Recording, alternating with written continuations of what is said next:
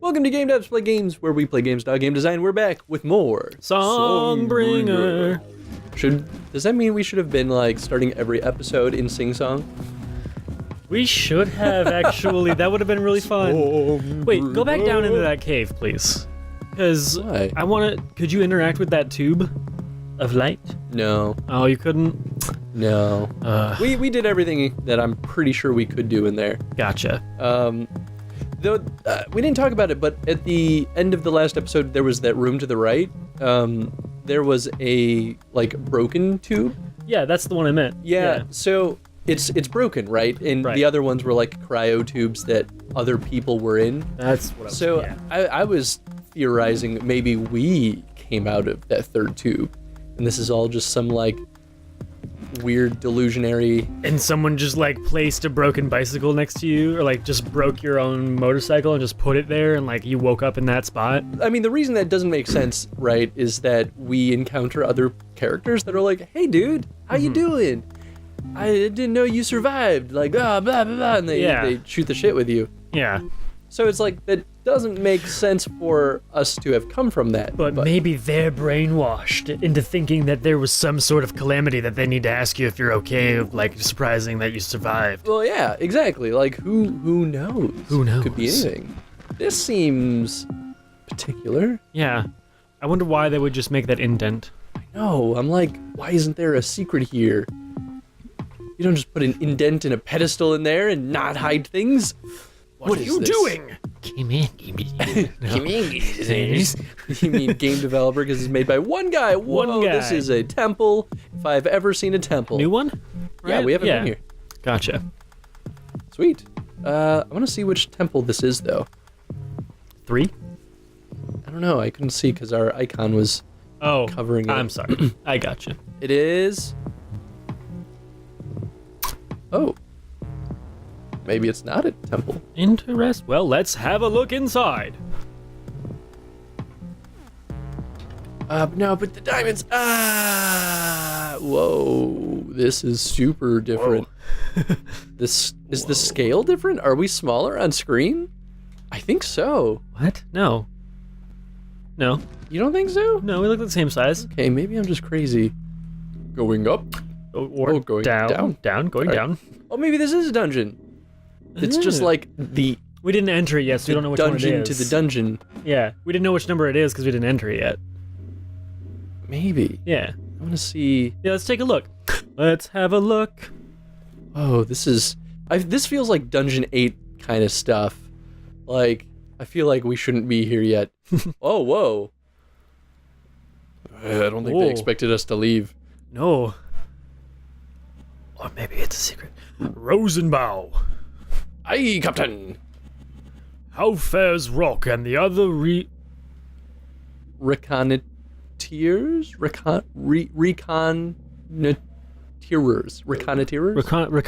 That I like confuses reconnaissance? me. Yeah. Anyway, reconnoiteurs. Sir, the storm is ashore. The storm ashore is blocking the visual spectrum. Infrared reveals that Rock is moving about on foot. The others. Smalls is saying it's staying in mostly one place. Ren and Kel are unaccounted for. Those are the guys in the tubes. That pair is a dynamo, I tell you. It's gotta be. Ren? Well, no, we encountered other characters that were just like hanging out and not moving. Yeah, that was Smalls. They just said he was just chilling. Oh. Yeah. And so they can see him. They can't see those two because they're inside. They're inside the cave, and maybe they're inside because they're in those tubes. But we didn't recognize the people in the tubes. Well, and we recognized everyone else that was from the ship. So maybe it just means maybe it's dynamic, right? Because we haven't encountered them in the world, or they're literally just missing from the world and they're sneaking in that little bit of lore. That's fair. That pair is a dynamo, I tell you. We have nothing to fear from them, I declare. Fear from them. I declare. What comes from the comms? Interesting. Nothing, Captain? Oh, he thinks nothing?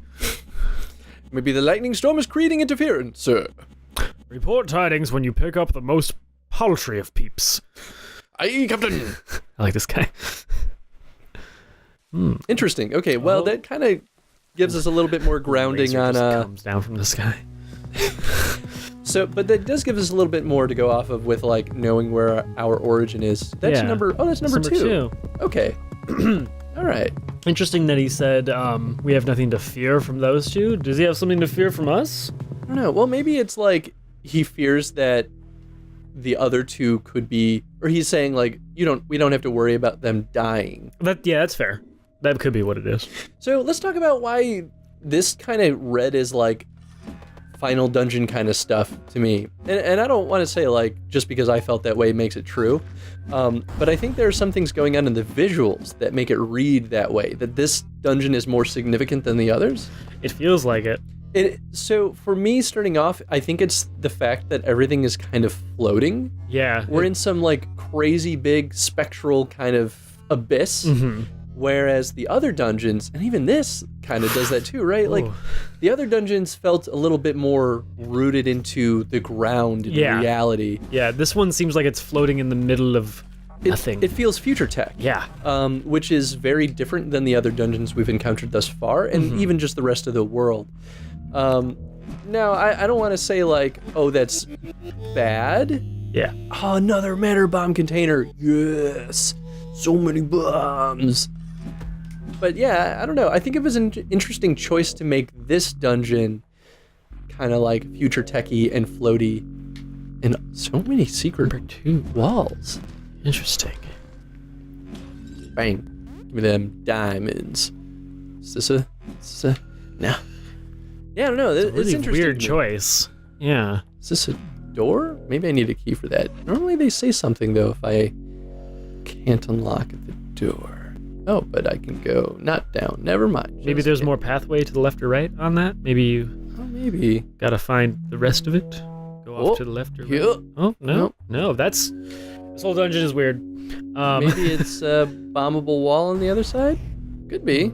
Nope. All right. Well, we'll figure that out at some point, maybe, or not. But yeah, I don't know. Oh. I'm sealed in this room. That's why. Oh. They wanted me to find the... the door's open now. Cool. Yeah. I should have realized that was what was happening. Ooh. Yeah, because normally he says something if we need a key card, right? Mm-hmm. And I was like, well, the door is locked. He's not saying anything. I think that, and that's happened before, right? Where it's like, oh, you can't leave until you figure out how to unlock the door. Right. I think the weird thing there is that we can't go out the way we came. So, like, it does two things, right? It feels weird to the player that's like, I don't understand what's going on. Also, why can't I leave? But at the same time, it tells the player, you're missing something. You need to figure out how to unlock these doors if you want to progress. So I think it's mostly good because it means that the player doesn't like just miss something and then, circle around a million times not realizing that, oh, there was actually something that they could do. Yeah, it's definitely good that they lock you in. So let's talk about the combat a little bit. I know we talked about this a little bit, or at least a pretty hefty amount, but I've continued to ponder it. And the combat itself feels very like, I'm going to just spam this sword and hope for the best. And like, there's a bit of strategy to it, right? Like, I don't want to like sell this game short and say like, oh, the combat sucks. But it's very difficult. I think the movement, the game feel itself. Okay. Just because it's kind of slow to move around, and that's mostly due to like character acceleration and just general character speed. And even like your sword swipes are pretty slow. Yeah. While they look beautiful, I think the nice animations caused for slower combat. I think because of that, it's a little hard to do a lot more fine-tuned combat that you would get out of like Zelda 1 or even A Link to the Past. Maybe. Yeah. Because to be entirely honest, and no offense or anything, but you're kind of a spammy dude when it comes to games. Not usually, sometimes. Though. I think I am with this game because it's, I mean, like, I've been playing Dark Souls, right? You can't play Dark Souls that way. Yeah. And to be fair, I've become a much better game player after playing Dark Souls. But you don't quite get that same level of finesse I mean, not that I'm saying this should be like compared to Dark Souls. Oh yeah, yeah. But I don't know. Do you get what I mean at all by that? That is kind of like slow, you mean? Yeah. Yeah. I can see that it does feel a little bit slow, and I think there probably is like one more little degree of finesse that you could be attempting to do. I agree. You could be doing a little bit more refined combat, but I could be playing more carefully. yeah. More careful. But not too much more, because it does seem pretty slow. And like, the game is still fun, so I don't want to make it sound like... Oh no, it's really it's not fun. It's not bad. Wait. Sorry. I think it just... I think what I'm trying to say is like, I think that the game feel could use a little polish. And then it could feel excellent instead of just good. Gotcha. And I'm sure I would like agree with you more if I actually was playing it. I held that in my hand and played a little bit of combat. I mean, that's fair. We could probably even in between episodes have you like start another file and dick around a little bit and get a feel for the game. Yes, cactus. It does feel like there's maybe this is wrong, but it feels like there are a lot of frames that go into the sword swipe to make it feel a little slow. There are, and I mean, I like it from an aesthetic standpoint. I think it looks great, beautiful. Yeah. In a weird way, it reminds me a lot of like the pixel art that you'd see in Another World, which I might have referenced that in an earlier episode and just don't remember. Right, but maybe the way that the animation for the sword swipe is built is just to add another little layer of difficulty to this game, because it was never supposed to be an easy game. No. So, bingo. Oh, did I have a key card? I must have. Maybe you just had to touch it with your own essence. I hope that wasn't a key card for another dungeon, which I don't think is a thing. Oh, that would suck. I know, right? That kind of seems like an unnecessary punishment from a game. Well, then I feel like that would be a design oversight, right? Yeah, like, definitely. I've definitely seen that happen in games, but like that, there's a reason why Zelda kept. Well, maybe not Zelda 1. I don't remember actually, but there's a reason why Zelda is like you can only use the keys you get in a dungeon in that dungeon. Yeah. Because otherwise, you can easily, at least pretty easily break the game. Yeah. In a way that gets the player stuck. Ice appears to be contained in this convenient cube. Do I use it, or is it just... Oh. Yeah, because you could break the game if you went into every single dungeon. If you could get into the first, 4 temples, after becoming adult Link, obviously, because I said temples. Perhaps Smith can combine that ice with one of your weapons. Let's find a... Wait, that's not his voice. I'm not even the one. No, I'm sorry. That's okay. Anyway, there's 4. If you go into the first 4 dungeons of Ocarina, first 4 temples, you can get a bunch of keys without going through any locked doors and just go use all of those keys and everything else. No. We're not gonna let you do that. That's breaking the game. No. Yeah, no.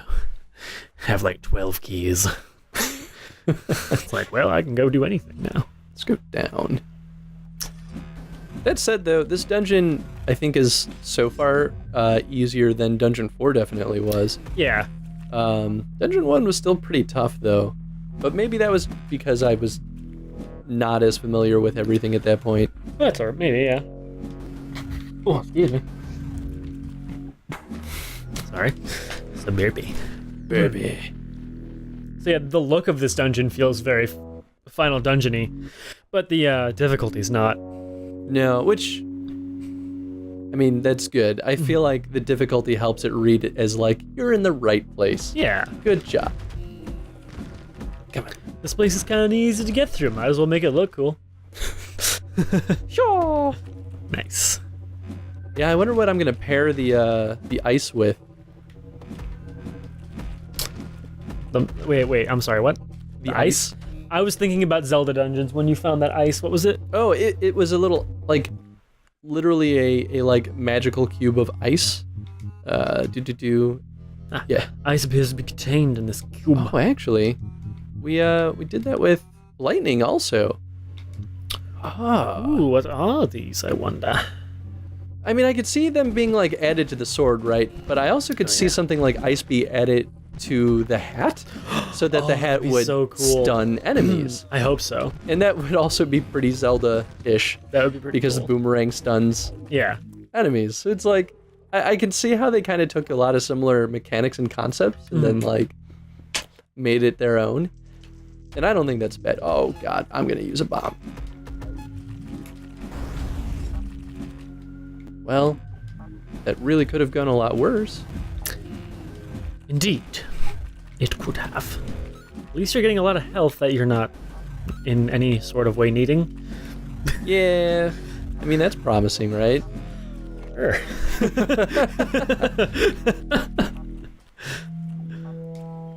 Scanning. All right, cool. We're good. Actually, let's see. I don't think there's not usually secret areas when you go downstairs, but Interesting. you don't normally get more than one room downstairs either. Who are these? I love them. The like cloak dudes. Yes, and then again, I love anything that looks like a wraith. For one reason and one reason only. Oh? Ring wraiths. Oh, I mean, You know. nerd. Whoa! Oh wait, we've seen that before. We saw that at the Dungeon 4 boss.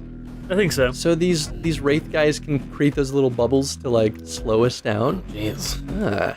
Maybe that's what the ice can do. Ooh. Oh. Ah.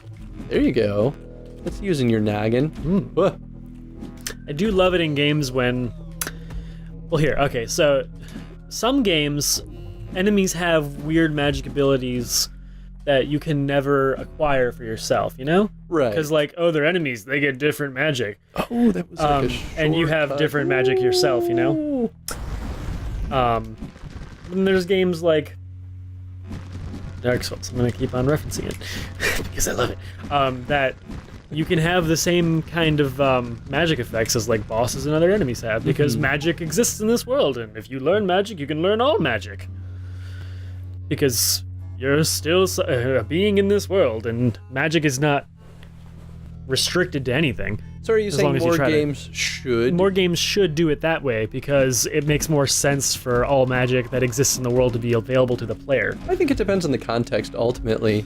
Imagine you're playing Shadow of the Colossus, and the main character had the means of turning into a giant being and then trampling around. And yeah, maybe that's a bad example. That's a bad example because it'd be they don't weird, right? have those bosses don't have a spell that turned them into a giant. They just are a giant. How do you know? They just are I'm just giant. saying. I'm just saying.